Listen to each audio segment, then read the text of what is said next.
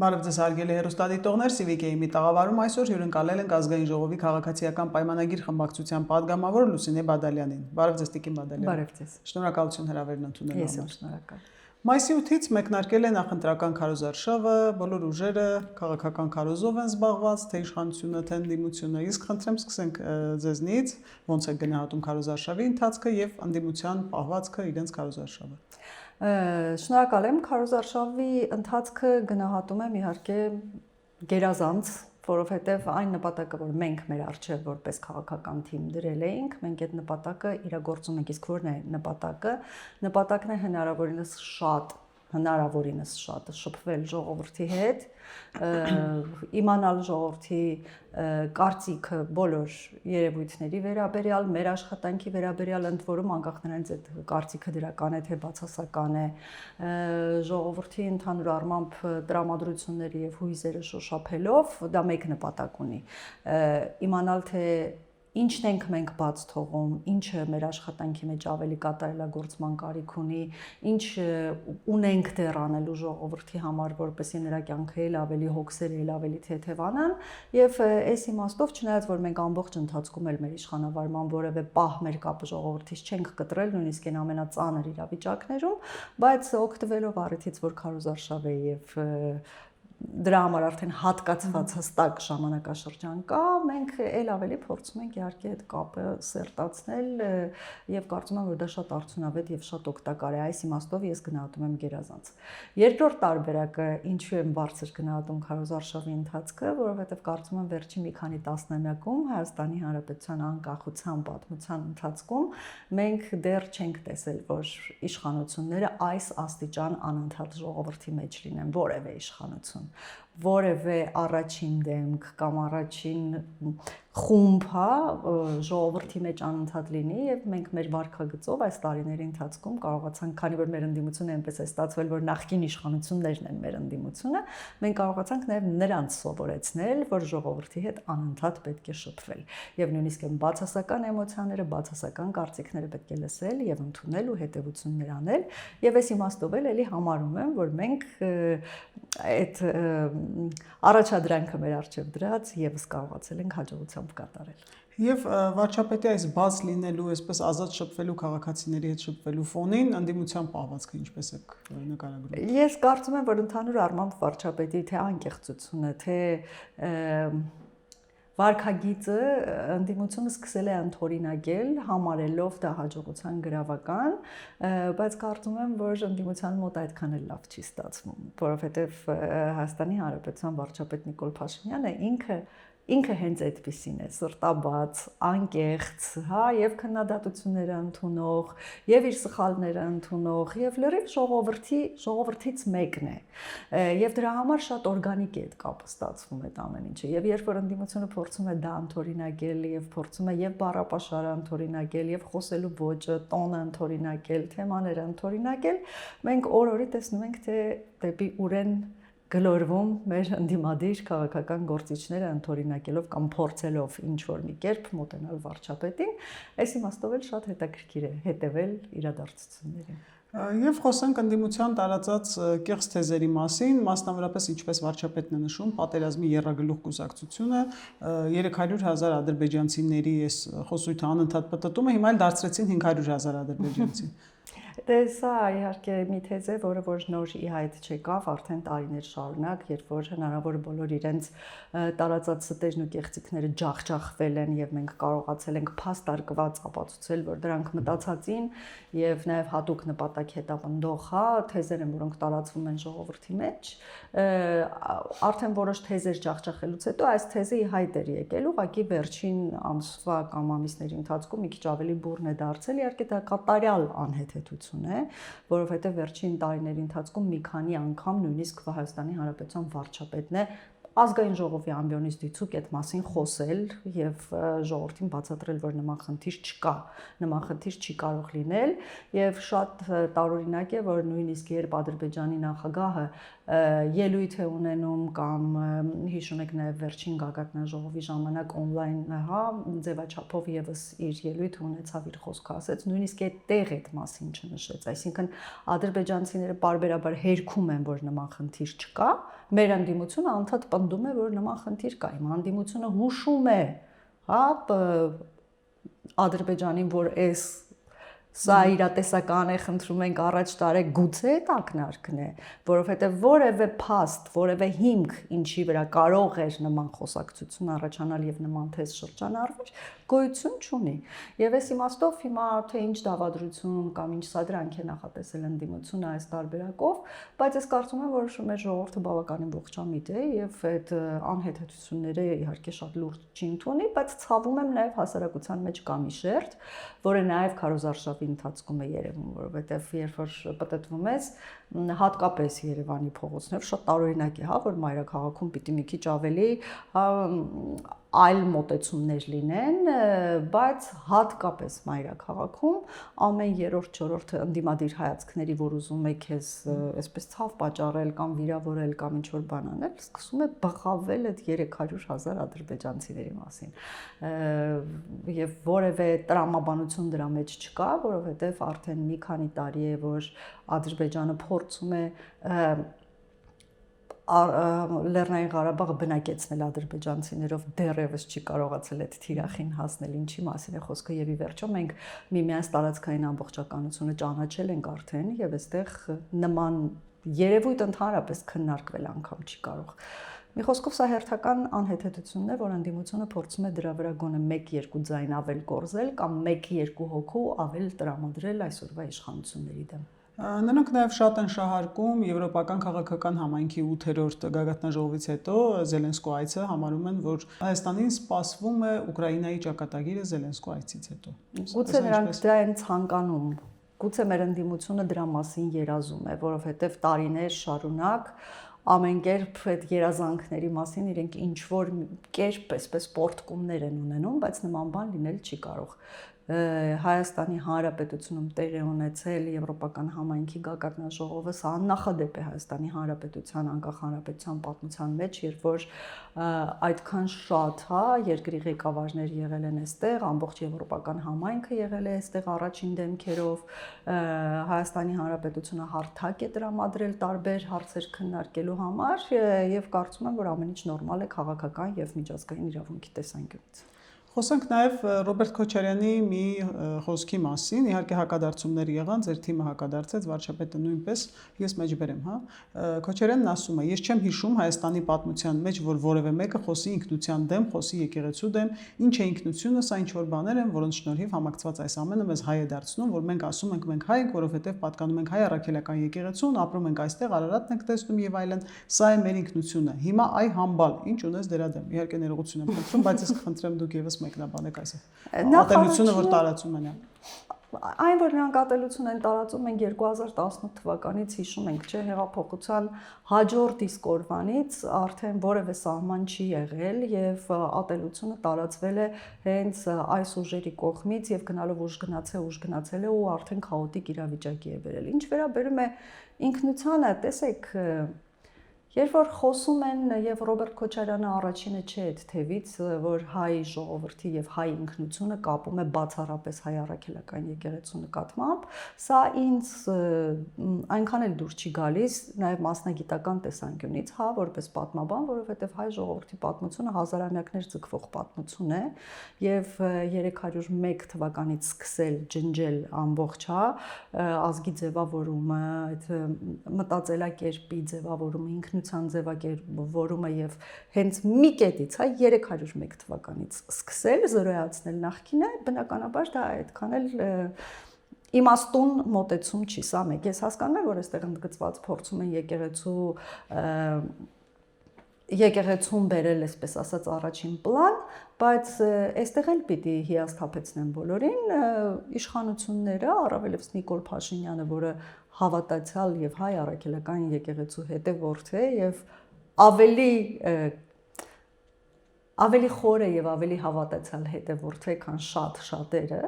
որովհետեւ կերպ եկեղեցում դեմ դուրս չի եկել, բայց կարծում եմ, որ ժողովուրդն էլ գիտի եւ բոլորի համար պարզ է, որ եկեղեցում եւս ծվարած են որոշ գործիչներ, որոնք որ չասեմ ուղղորդվում են, այլ շատ ուղիղ ասեմ աշխատում են այլ երկրների շահերը պաշտպանելու համար եւ մենք կարծում ենք, որ եկեղեցին պիտի դրանից մաքրվի եւ վերադառնա իր առաքելությանը եւ հետեւաբար այս մասին շատ է խոսվել, սա շատ ենք մենք քննարկել եւ մեր առաքելություններից մեկն էլ մենք համարում ենք եկեղեցում մաքրագործումը եւ մաքրագործում բառը որևէ կերպ հոմանիշ չէ դեմ լինելուն եւ ես կարծում եմ, որ մենք այդ առաքելությունն էլ շատ պատվով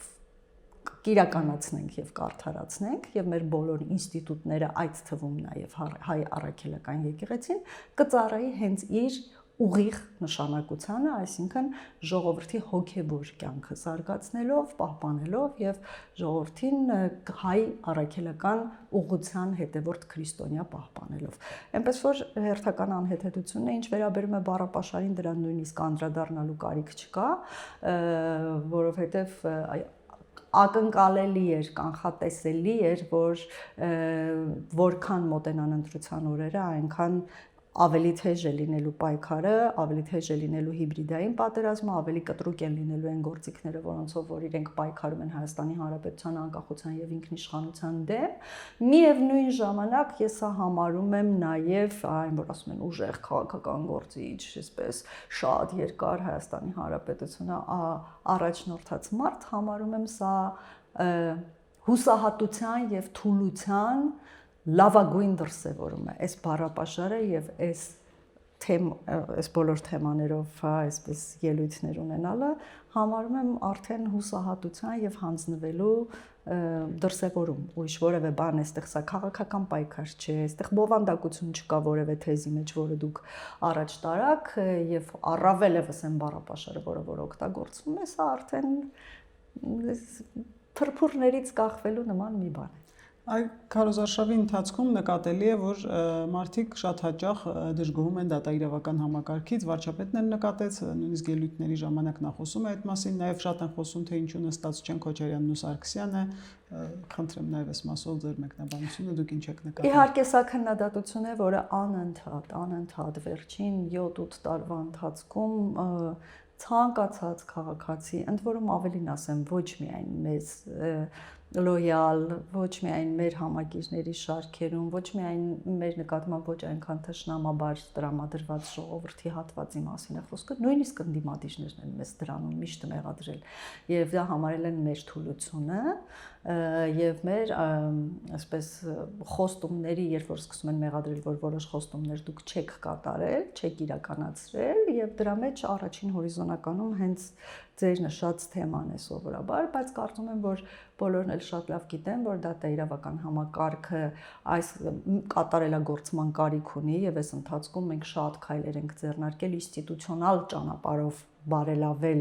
դատաիրավական համակարգը եւ այն, որ այնտեղ խնդիրներ կան, այն, որ այնտեղ խնդիրները շատ են, այն, որ այնտեղ էլ ամեն ինչ այնքան էլ արդար եւ օբյեկտիվ քննության չի արժանացել, սա կարծում եմ որևէ մեկի համար գաղտնիք չէ, բայց մենք այնուամենայնիվ որոշակի առաջընթաց կարող ենք գրանցել եւ նկատել եւ կարծում եմ, որ այդ առաջընթացի պայմաններում որոշ հարցերի վերջնական հանգուցալուծումը կլինի հաստատ արդար։ Նայեք, դատաիրավական բարեփոխումների շրջանակում պատահական չէ, որ եռագլուխ պատերազմի կուսակցությունը ներկայացուցիչները հիմնականում անցնում են ապօրինի գույքով, ամենատարբեր քրեական գործեր, օրինակ Գագիկ Ծառուկյանն էլ հայտարարում է, որ հունիսի 7-ից հետո գալու են տղան, որը հետախուզման մեջ է եւ իրենց թվում է իրենք հաղթելու են եւ համաներում են, հա, այսպես ասած հայտարարելու, այդպիսի հույս ունեն։ Դա եւս շատ զայրացնում է, հա, բնակիչներին։ Ես կարծում եմ, որ այնքան համաներման մասին չի խոսքը, կապ չունի ինչ են իրենք ասում, բայց դրա մասին չի խոսքը, այլ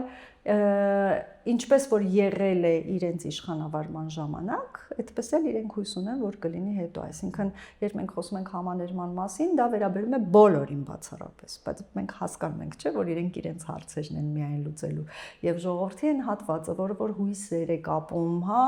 նման խոստումների հետ, ես Կասեի շատ ցավում եմ, բայց իրենց հույսերը չի արդարանալու,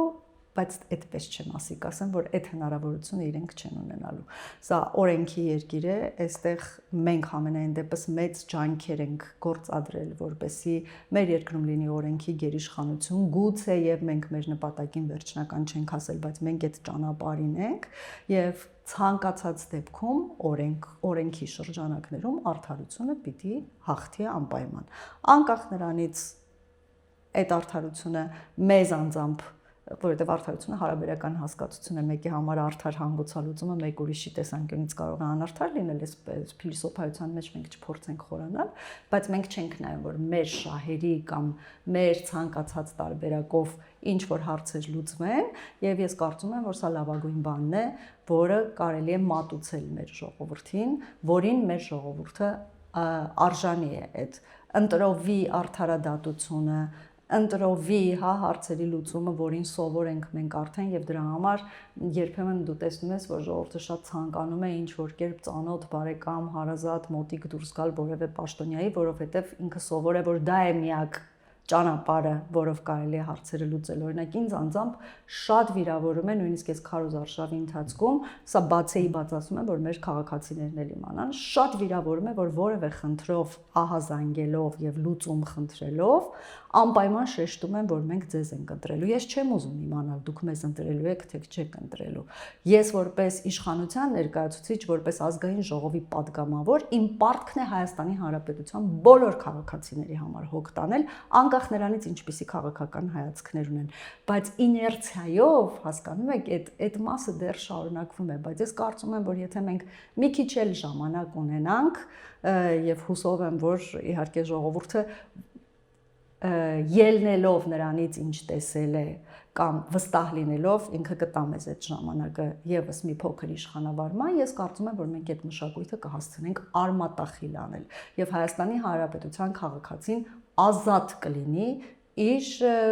կողմնորոշումներում, իր մտածելակերպում եւ կիմանա, որ պետական պաշտոնյաները պարտավոր են հոգ տանել բոլոր քաղաքացիների համար, ոչ թե միայն իրենց համակիրների։ Եվ նաև ընդդիմությունը շահարկում է, որ իրենց կարծիքով Երևանում ձեզ ընտրողների տոկոսային շեմը ցածր է, ձեր տպավորությամբ այդպես է։ Գիտեք, կարծում եմ, որ ընդդիմությունը պիտի հասկանա, որ ողջ Հայաստանի Հանրապետության տարածքով իրենց ընտրողների տոկոսային հարաբերակցությունը շատ ցածր է, եւ ի վերջո ես ընդհանրապես միշտ խուսափում եմ այսպիսի հարցերին պատասխանելուց, ինչու, որովհետեւ մեր նպատակը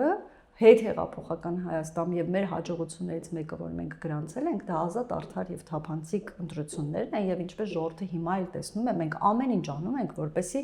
որևէ քաղաքական ուժ ժողովրդի կամքի վրա չբռնանա։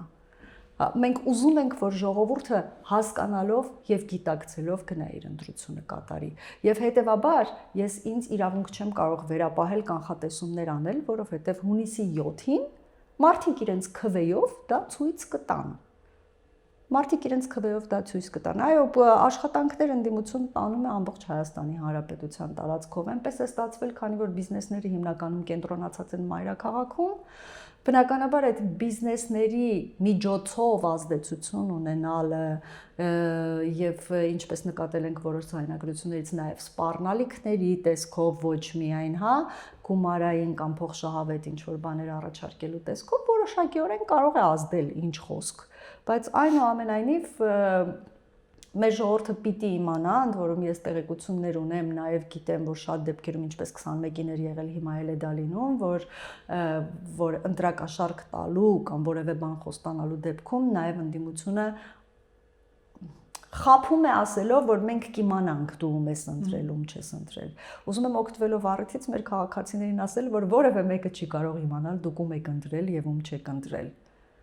Իշխանության ներկայացուցիչ լինի դա, թե ընդդիմության ներկայացուցիչ լինի դա, որովհետև դա այն օրն է, երբ որ դու քո ազատ կամքը պիտի արտահայտես եւ որևէ եւ փակ գաղտնի քվեարկություն է դա եւ հետեւաբար որևէ մեկը իրավունք եւ նաեւ հնարավորություն չունի իմանալու թե դու ում ես ընտրել, այնպես որ պետք չի նման բաներից վախենալ, նման սպառնալիքներին ընդհանրապես պետք չի ուշադրություն դարձնել եւ պետք է գնալ ու ընտրել խղճով, քո խղճի թելադրանքով։ Եվ նաև խոսենք ուժեղ Հայաստանի հետ կապված այս ընտրակաշառքների վերաբերյալ ձայնագրությունների շքերթի մասին ամենօրյա ռեժիմով մենք տեսնում ենք այդ բացահայտումները։ Այսօր հերթականն էր մեր հաղորդումից քիչ առաջ տեղեկացանք արդեն հասան զորամասեր։ Առհասարակ, եթե այսպիսի հիմքերը կան, արդյոք չարժե այս ուժին զրկել ընտրություններին մասնակցելուց։ Հիմք Սա հարց է, որը որ բարբերաբար քննարկվում է եւ Չգիտեմ, ես կողմ չեմ զրկելուն, իմ տեսանկյունը մի քիչ այլ է, ես կարծում եմ, որ որոշ դեպքերում նրանք նույնիսկ դիտմամբ են այդպես անում, որպեսզի մենք զրկենք նրանց ընտրություններին մասնակցելու իրավունքից, ասեմ ինչու, որովհետև ակնհայտ է, որ նրանք չեն հաղթելու ընտրություններում եւ չեն դառնալու իշխանություն եւ շատ ցավոտ է պարտվել, հատկապես երբ որ շատ մեծ խոսել ես այս ընթացքում եւ ինչ ասես խոստացել ես քո հետևորդներին եւ իրենք անընդհատ ինչ որ բաներ են ինձ թվում է դիտմամբ անում, որպեսզի իրենց զրկենք եւ նրանք կարողանան հետո ունենալ օրակարգ քաղաքական եւ անընդհատ ժողովրդին ասել այ տեսեք վախեցան մեզ զրկեցին ընտրություններին մասնակցելու իրավունքից թե չէ որ մասնակցեինք մենք կհաղթեինք եւ հետեւաբար պետք չէ նրանց տալ այդ հնարավորությունը իրենք համապատասխանում են կենտրոնական ընտրական ըստ կենտրոնական ընտրական հանձնաժողովի ընտրություններին մասնակցելու այդ չափանիշներին որպես կուսակցություն կամ որպես դաշինք որևէ մի կուսակցություն, որը որ արդեն գրանցվել է եւ հետեւաբար թող մասնակցեն եւ ժողովուրդը ունենա ընտրելու կամ չընտրելու իրավունք կամ ժողովուրդը կարողանա իր կամքը իր ընտրություններով արտահայտի եւ ցույց տա, որ ընտրակաշառքի տեղը չէ։ Հայաստանի Հանրապետությունը բռնել է զարգացման ճանապարհը, Հայաստանի Հանրապետությունը բռնել է խաղաղության ճանապարհը եւ ընդհանրապես մենք մոտ ենք մեր երազանքների իրականացմանը ձեր ընտրակաշառքներով մեզ որևէ բան չեք կարողանել։ Ժամանակն է, որպեսզի նաև ժողովուրդը ներգրավված լինի նման հարցերում։ Այլապես կարծում եմ, որ բոլոր կուսակցություն, շատ կուսակցությունների, եթե մենք այդպես ձեր ասած տեսանկյունից նայենք, հավանաբար շատ ավելի քիչ թվով կուսակցություններ պիտի մասնակցեին ընտրություններին։ Բայց ես կարծում եմ, որ պիտի տրվի ժողովրդին հնարավորություն, որպեսզի օրինակ ուղեղ չունեն դրա համար էլ դպրոց մանկապարտեզ են կառուցում այդ արտահայտության պատասխանը տա, այսինքն ուղեղ պետք է ունենալ, որ մանկապարտեզի շենքերը, մանկապարտեզների եւ դպրոցների շենքերը սեփականաշնորհել եւ դարձնել մեծ սեփական տուն մեր կուսակիցների եւ այդ է ուղեղը իրենց պատկերացմամբ, երբ որ ես հիշում եմ, որ երևի մինչեւ 19 նույնիսկ 20 թվականը, հա, մենք իշխանության էինք եկել եւ մեր ամենամեծ մարտահրավերներից մեկը մանկապարտեզներն էր, որովհետեւ ուղղակի չկար մանկապարտեզ եւ ծնողները տարիներով սպասում էին ծանոթ էին մեջ գցում երեխային մանկապարտեզ կամ դպրոց տեղավորելու համար, որովհետեւ մանկապարտեզների շենքերը մեծ մասամբ սեփական տներ էին դարձել շատերի համար, այսինքն ուղեղը դա է Այն որ մենք այդ հոգսը թեթևացնում ենք, այն որ մենք կարծում ենք, որ երեխան փողոցում լինելու փոխարեն պիտի կրթություն ստանա, հենց շատ վաղ մանկությունից պիտի կարողանա ճիշտ կառավարել իր օրը եւ ամեն ինչը, մենք ուղեղ չունենք։ Ժողովուրդը սրա պատասխանը պիտի տա ընտրություններով։ Այ երեքն էլ այնպես են խոսում, այնպեսի տպավորություն է կարծեք թե ժամանակին իրենք չեն այս երկրի տերերը եղել եւ ինչ իրավիճակ են բերել երկրի գլխին։ Դες այլ է ցավալի, իրենք կարող են այդպես խոսել, ինձ համար շատ ցավալի է, որ թութակի պես կրկնողներ կան նրանց արտահայտությունները, հա, կարծես թե մոռացվեց այն խորը դեպրեսիան, որի մեջ գտնվում էր ժողովուրդը մինչև 2018 թիվը, այսինքն ժողովուրդը համերգի էր դուրս եկել էր համերգ նայելու մի քանի օր կամ դա ինչի էր ժողովուրդը ոտքի կանգնել 2018 թվականին ամեն ինչ շատ լավ էր շքեղ ապրում էին հաղթանակած երկրում խաղաղության պայմաններում որոշակիություն կանխատեսելիություն ապագայի վերաբերյալ այդ ամեն ինչը կար բայց ժողովուրդը այդպես միահամուռ դուրս եկավ փողոց Եվ նրանք այսօր այնպես են ներկայացնում եւ իրենց հետևորդները այնպես են ներկայացնում, նրանք դրախտում էին ապրել եւ մենք եկանք եւ երկիրը վերածեցինք դժոխքի։ Սա շատ տարօրինակ իրավիճակ է եւ տարօրինակի չէ, որովհետեւ նրանք միշտ էլ իրենց տեսանկյունից իրենց հետ կապված տարօրինակ չէ, որովհետեւ նրանք անընդհատ փորձում են ստերով կեղծիքներով մանիպուլացնել մարդկանց, բայց տարօրինակ է, որ ժողովրդի մեջ կա այդ հատվածը, որը դա կրկնում է, որը որ Այնքան են ասել, որ սկսում է դրան հավատալ, որ մինչև 18 թվականը ինքը ապրում էր մի հրաշալի, այսինքն արտագաղթ չկար, ներգաղթ էր միայն։ Մարդիկ չէին մտածում ինչպես հնարավորության շրջանակներում երկրից անպայման դուրս գան, իրենց երեխաներին երկրից հանեն, Եվ իրենց այդ սրբագրելը, հա, մեկի եղբայրի աշխատակազմի ղեկավարներն է, համարվել է իշխանության օլիգարխը, Գագիկ Ծառուկյանը նույնպես եղել է անդադար դաշինք է կազմել գործող իշխանությունների հետ, այսինքն ըստ էության իրենք պատասխանատվություն կրել են, հա, երկրի իրավիճակի համար։ Իհարկե, բայց այսօր ներկայացնում են, որ բայց մենք ֆանտաստիկ երկիր էինք կառուցել, եկանք, հանդեցին եւ այլն։ Մի խոսքով սա աբսուրդային իրավիճակ է եւ ժողովրդին այն աստիճան են հիմարի տեղ դրել, այ ես չեմ ասում մենք անթերի ենք։ Ես չեմ ասում, որ մենք չէինք կարող անել ավելին, բայց բոլոր դեպքերում մենք իրոք չեք պատկերացնի ինչ պայքարների մեջ ենք եղել մենք տարիներ շարունակ առաջին իսկ օրվանից, երբ որ ժողովուրդը ընտրել է եւ մեզ պատվիրակել է երկիրը կառավարելու դրսի հետ պայքար, ներսի հետ պայքար, այն ամենաներսի հետ պայքար, այն ամենադրսի հետ, մի խոսքով անընդհատ դու 24 ժամ պայքարների մեջ ես եղել եւ եթե չլինեին այդ կողմնակի հարձակումները, գուցեև մի փոքր ավելին մենք հասցնեինք անել եւ մենք էլ պիտի կոփվեինք։ Մեզ համար էլ էր աբսուրդ, մենք չէինք հասկանում ինչպես կարող է նույն մեր ժողովուրդը, մեր հայրենակիցը մեզ հետ այսպես վարվել։ Մեզ էլ էր պետք դրանից վեր կանգնել, ուժեղանալ, կոփվել եւ քանի որ մենք հստակ գիտենք որն է մեր նպատակը, մենք պիտի այդ ճահճից Հայաստանի Հանրապետությունը դուրս բերենք, գուցե ինչ որ մի բան այնքան էլ ոչ թե թերացել ենք, այլ այն հաջողությամբ չենք հասցրել անել, բայց մենք դեռ դրա համար ունենք ժամանակ, բայց ինչ է ուզում ասել, եւ ընդհանուր առմամբ այս քաղաքական գործիչները, որոնք այդ պայքարը այն ուժերը անտեսանելի ժողովրդի համար են ուժերը, որոնք որ այդ պայքարը անդադ տարել են, որպեսզի Հայաստանի Հանրապետությունը ինքնիշխանության եւ անկախության ճանապարհը չբռնի, այդ ուժերը այսօր մենք տեսնում ենք մոբիլիզացրել են հենց այս քաղաքական գործիչներին իրենց հետևորդներով եւ եթե դուք ուշադիր նայեք նրանց ոչ քաղաքական օրակարգը, ոչ քաղաքական գիծը, ոչ խոսույթը, ոչ տրամաբանությունը, ոչ մոտեցումը իրարից չի տարբերվում, սա մեկ քաղաքական ուժ է, մեկ քաղաքական կամ չգիտեմ քաղաքական արժե անվանել թե ոչ, մեկ ուժ է եւ դրա համար ենք մենք ասում եռագլուխ, դե արդեն քառագլուխ եւ իրենք այսպես փորձում են ուղղակի ամեն մեկը ինչ որ տարբերակով գեներացնել, հա, ընտրազանգված, որպեսզի կարողանան այդ տարբերակով պայքարել մեր դեմ եւ այո, կարծում եմ, որ ժողովուրդը պիտի շատ զգոն լինի եւ թույլ չտա նրանց անցնել ազգային ժողով, թույլ չտա անցնել, որպեսզի մենք այլևս դրսի հետ պայքարելու փոխարեն ունենանք հնարավորություն